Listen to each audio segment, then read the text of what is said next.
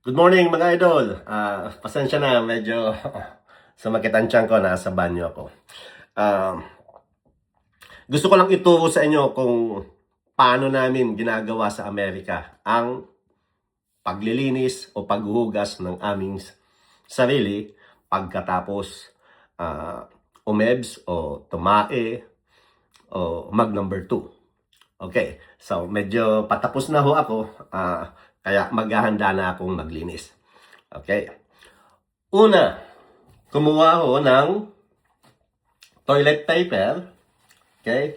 Kaya nga pala, makakatipid kayo ng napakaraming tubig at papel sa ituturo kong ito kung paano nyo linisan ang sarili nyo. Okay. So, kumuha na ako ng papel guys kasi magpupunas na ho ako. Ayan.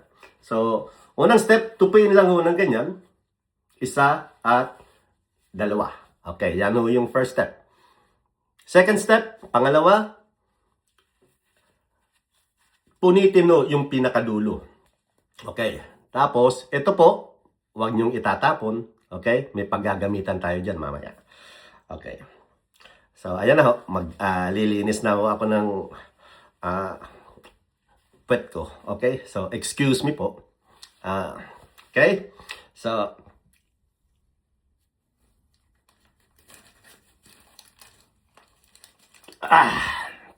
okay po.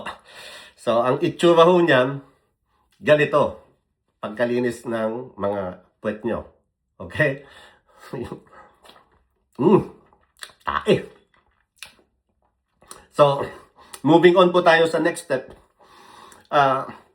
Balutin nyo lang ho ng papel yung inyong daliri na pinampunas nyo sa puwet nyo. Ganyan lang ho.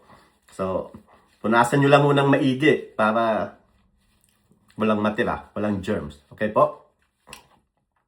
Ayan, napakalinis na po, di ba?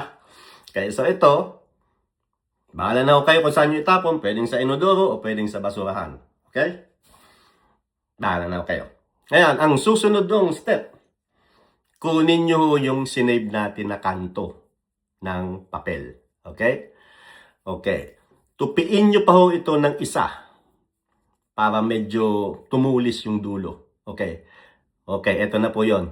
Ito po ay gagamitin natin sa ating kuko na, siyempre, daliri, may kuko, pinanlinis. Ayan, no? Kita nyo ho yan, no? Para ho malinis ang kuko. Diba? Ayan. Malinis na ho.